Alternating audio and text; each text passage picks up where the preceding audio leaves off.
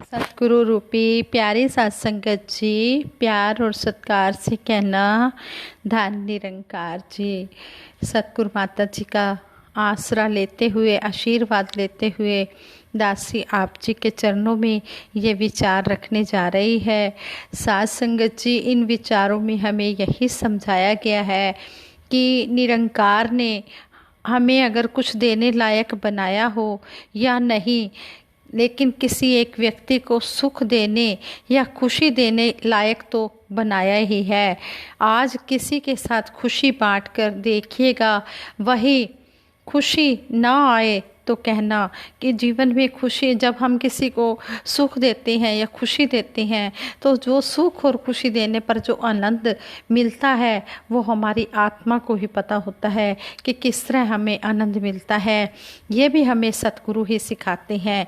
सतगुरु की शरण में आए बिना हम इंसान बन ही नहीं सकते।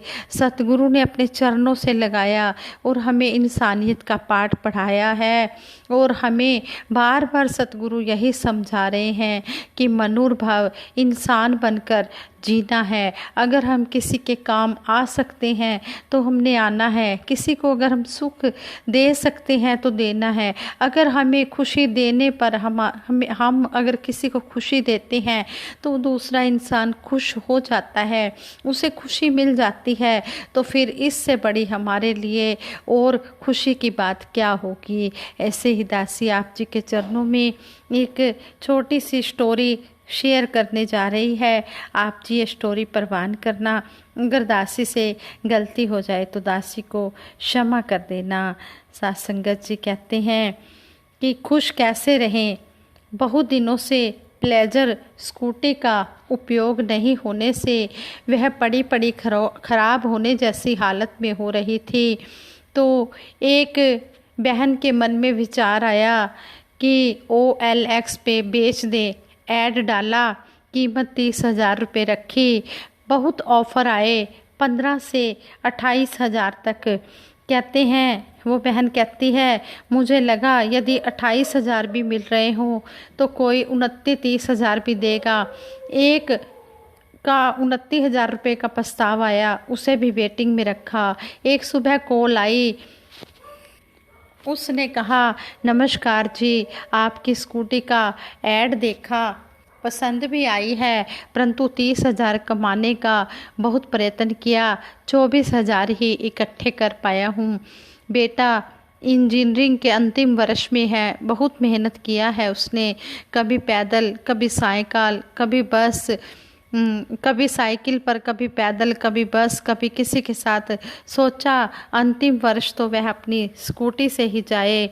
आप कृपया करके प्लेजर स्कूटी मुझे ही दीजिएगा, नई स्कूटी दुगनी कीमत में मिलेगी, इतने पैसे मैं दे नहीं सकता, मुझे थोड़ा सा समय दीजिए, मैं पैसों का इंतज़ाम करता हूँ, मोबाइल बेचकर कुछ रुपए मिलेंगे, परंतु हाथ जोड़कर निवेदन है बहन जी, प्लेजर स्कूटी मुझे ही दीजिएगा।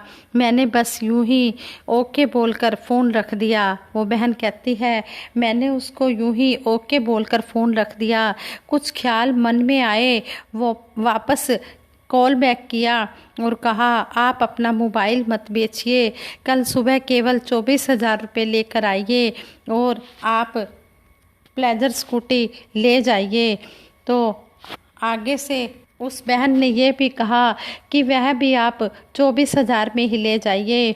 मेरे पास 29,000 का प्रस्ताव होने पर भी 24,000 में किसी गरीब व्यक्ति को मैं प्लेजर स्कूटी देने जा रही थी। सोचा उस परिवार में आज कितनी खुशी यानी कि आनंद हुआ होगा। कल उनके घर प्लेजर स्कूटी जाएगी और मुझे ज़्यादा नुकसान भी नहीं हो रहा था। इस निरंकार ने बहुत दिया है और सबसे बड़ा धन शायद किसी ज़रूरतमंद की ज़रूरत पूरी हो जाए। इन्हें निरंकार खुश रखे, इन्हें हर प्रकार के सुख दे। अगली सुबह उसने कम से कम 6-7 बार फ़ोन किया कि बहन जी, मैं कितने बजे प्लेजर स्कूटी लेने आऊँ, आपका समय तो ख़राब नहीं होगा, मैं अपने बेटे को साथ लेकर आऊँ या अकेले आऊँ। पर वो प्लेजर गाड़ी किसी और को मत दीजिएगा, वो मुझे ही दीजिएगा। वह 2000, 500, 200, 100, 50 के नोटों को इकट्ठा करके लेकर आया। साथ में उसका बेटा भी था। ऐसा लगा पता नहीं कहाँ से निकाल कर इकट्ठा करके यह पैसे लाया है। एकदम बेटे ने जब वो प्लेजर स्कूटी देखी, वो बड़ी ही उत्सुकता से उसको देख रहा था और बहुत ही खुश हो रहा था। वो बहन कहती है, मैंने प्लेजर स्कूटी की दोनों चाबियां उसको दे दी, पेपर्स भी दे दिए। उसका बेटा बहुत ही खुश था और वह गाड़ी पर बहुत ही प्यार से हाथ फेर रहा था, रुमाल निकाल कर पोंछ रहा था। उसने पैसे गिनने को कहा। मैंने कहा आप गिनकर ही लाए हैं, कोई प्रॉब्लम नहीं। जब जाने लगे तो मैंने उन्हें 500 रुपये का एक नोट वापस करते हुए कहा, घर जाते समय मिठाई लेते जाइएगा। सोच यह थी कि कहीं तेल के पैसे हैं या नहीं, पेट्रोल के पैसे हैं या नहीं, और अगर हैं तो मिठाई और पेट्रोल दोनों ही इसमें आ जाएंगे। ऐसा सोचकर उस बहन ने 500 रुपये का नोट उन्हें वापस दे दिया और कहते हैं कि उनकी आंखों में खुशी के आंसू, और उन्होंने हमसे विदा ली और अपनी प्लेजर स्कूटी ले गए। जाते समय बहुत ही प्यार से और विनम्रता से झुककर अलविदा किया और बार बार शुक्रिया अदा किया। परंतु आज प्लेजर स्कूटी बेचते समय ही पता चला कि वास्तव में आनंद क्या होता है। हम लोग सहज भाव में कहते हैं इट्स माय प्लेजर, ये मेरा आनंद है। जीवन में कुछ व्यवहार करते समय हानि लाभ नहीं देखना चाहिए। अपने माध्यम से किसी को क्या सच में कुछ आनंद मिला है यह देखना चाहिए। इसलिए दासी भी आप सभी से यही निवेदन करती है कि अगर निरंकार ने हमें कुछ देने लायक बनाया हो या नहीं बनाया हो, लेकिन किसी एक व्यक्ति को सुख देने या खुशी देने लायक तो बनाया है। हम आज किसी के साथ खुशी बांट कर देखिए कितना आनंद इस ज़िंदगी में मिलता है। यही हमें सतगुरु भी सिखा रहे हैं कि हमने हर एक चेहरे पर मुस्कान लानी है। किसी को आंसू देने का काम नहीं करना, हमने आंसू पोंछने का काम करना है।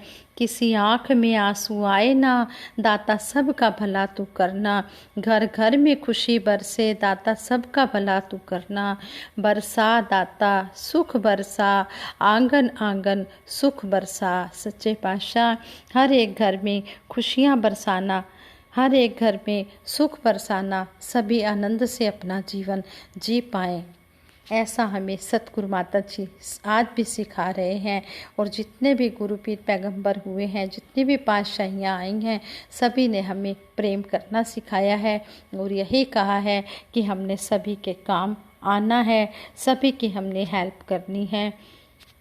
साथ संगत जी, इस स्टोरी में हमने देखा कि किस तरह एक पिता का अपने बेटे के लिए प्यार, किस तरह वो अपने बेटे के लिए वो स्कूटी लेना चाहता था कि मेरा बेटा इंजीनियरिंग कर रहा है, फाइनल ईयर में तो वो स्कूटी से जाए। वो कभी पैदल जाता है, कभी साइकिल से जाता है, कभी बस से जाता है, लेकिन अब तो मैं स्कूटी ले दूँ। इस तरह पेरेंट्स के बड़े सपने होते हैं। हर पेरेंट्स चाहता है कि मैं ज़्यादा से ज़्यादा सुख सुविधा अपनी संतान को दे पाऊँ। संतान का भी फर्ज बनता है कि वो भी अपने पेरेंट्स की हर बात माने और जो भी उनके कर्तव्य हैं वो पूरे करें और अपने पेरेंट्स को इज्जत मान दें, आदर सत्कार करें। इतने अच्छे अच्छे संस्कार पेरेंट्स से जो बच्चों को मिलते हैं वो उनको भी जीवन में धारण करें और अपने पेरेंट्स का हमेशा आशीर्वाद लें। ऐसे ही दासी एक और पिता की ही स्टोरी आप जी के चरणों में रखने जा रही है। कहते हैं कि एक बुजुर्ग पिता अपने IAS बेटे के चैम्बर में जाकर उसके कंधे पर हाथ रखकर खड़ा हो गया और प्यार से अपने बेटे से पूछा, इस दुनिया का सबसे शक्तिशाली इंसान कौन है? बेटे ने पिता को बड़े प्यार से हंसते हुए कहा, मेरे अलावा कौन हो सकता है पिताजी। पिताजी को इस जवाब की आशा नहीं थी। उन्हें विश्वास था कि उनका बेटा गर्व से कहेगा, पिताजी, इस दुनिया के सबसे शक्तिशाली इंसान आप हैं, जिन्होंने मुझे इतना योग्य बनाया। उनकी आंखों से आंसू छलक पड़े। वो चैम्बर के गेट को खोलकर बाहर निकलने लगे। उन्होंने एक बार पीछे मुड़कर फिर अपने बेटे से पूछा, एक बार फिर बताओ बेटे, इस दुनिया का सबसे शक्तिशाली इंसान कौन है? बेटे ने इस बार कहा, पिताजी आप हैं इस दुनिया के सबसे शक्तिशाली इंसान। पिता सुनकर हैरान हो गए। उन्होंने कहा, अभी तो आप अपने आप को इस दुनिया का सबसे शक्तिशाली इंसान बता रहे थे और अब आप मुझे बता रहे हो। बेटे ने हंसते हुए कहा,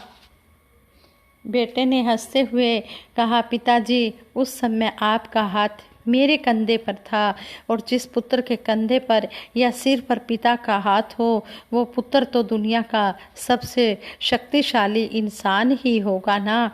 इसलिए मैंने अपने आप को शक्तिशाली कहा। तो पिता की आंखें भर आई। उन्होंने अपने बेटे को गले से लगा लिया।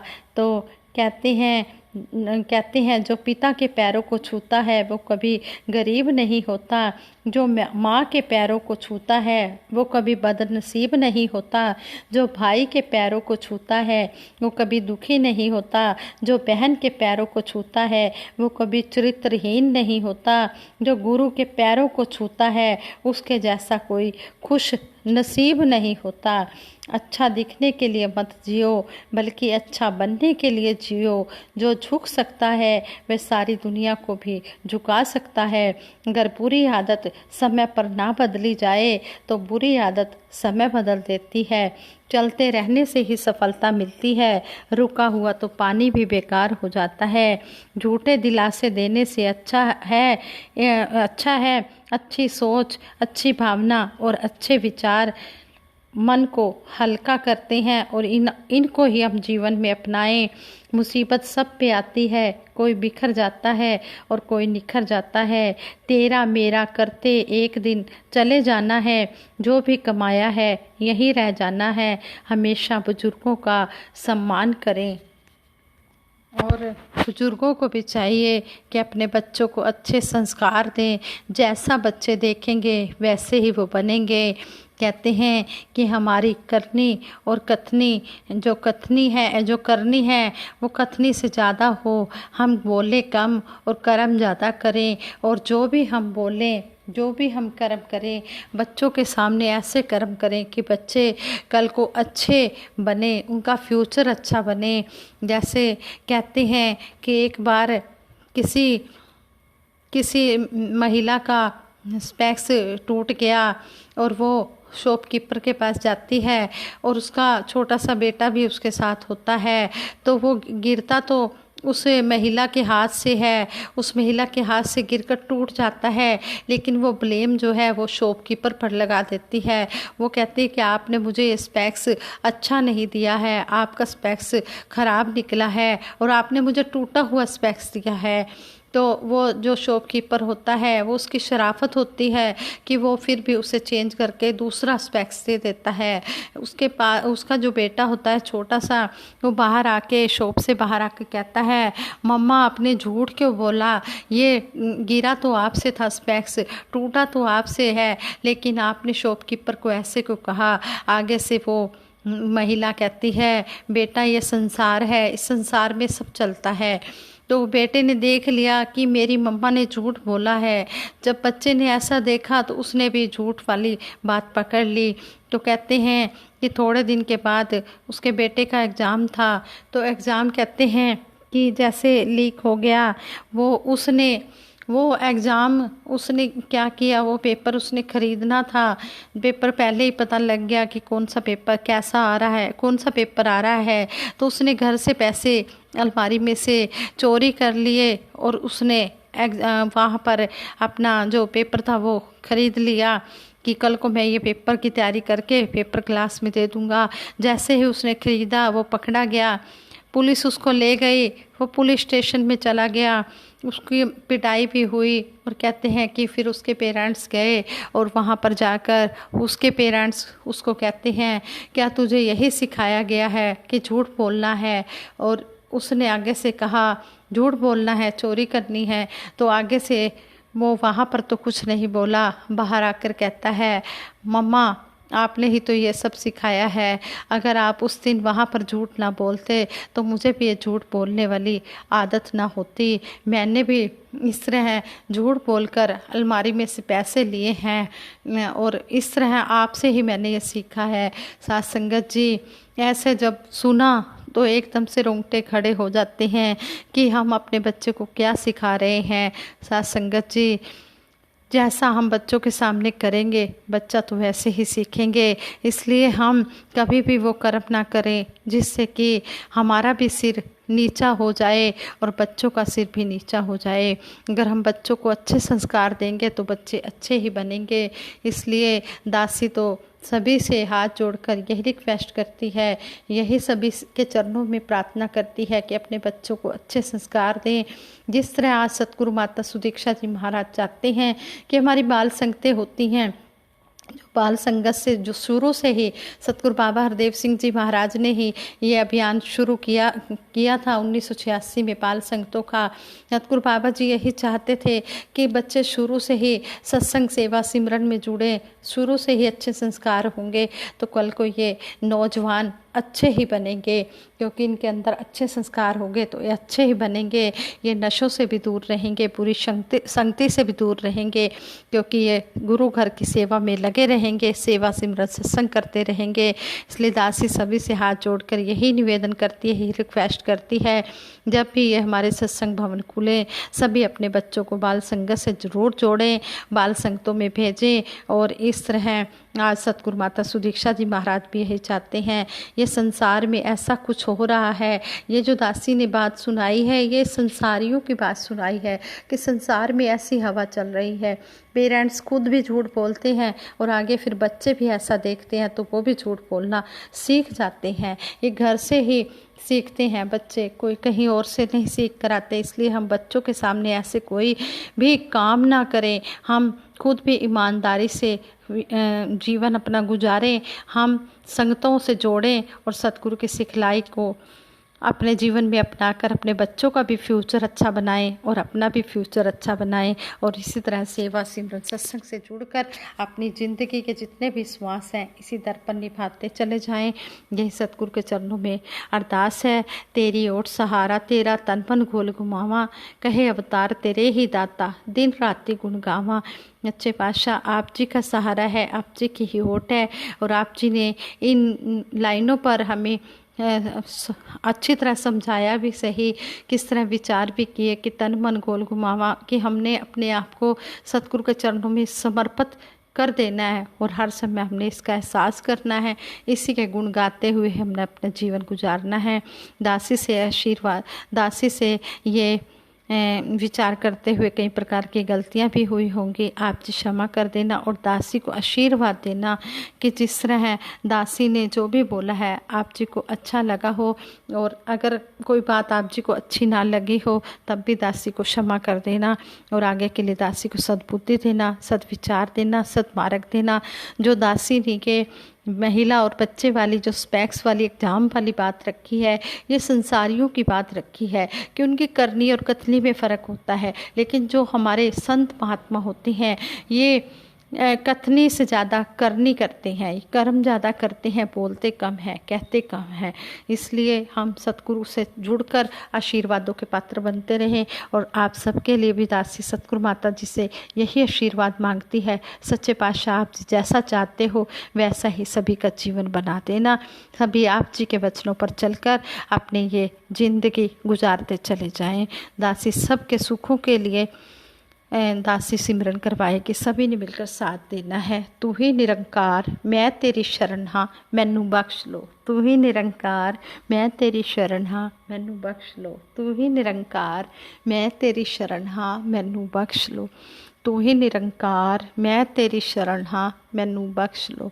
बोलिए सतगुरु माता सुदीक्षा सविंदर हरदेव जी महाराज की जय। निरंकारी राज माता गुरु बचन अवतार की जय। आज संगत जी प्रेम से कहना धन निरंकार जी।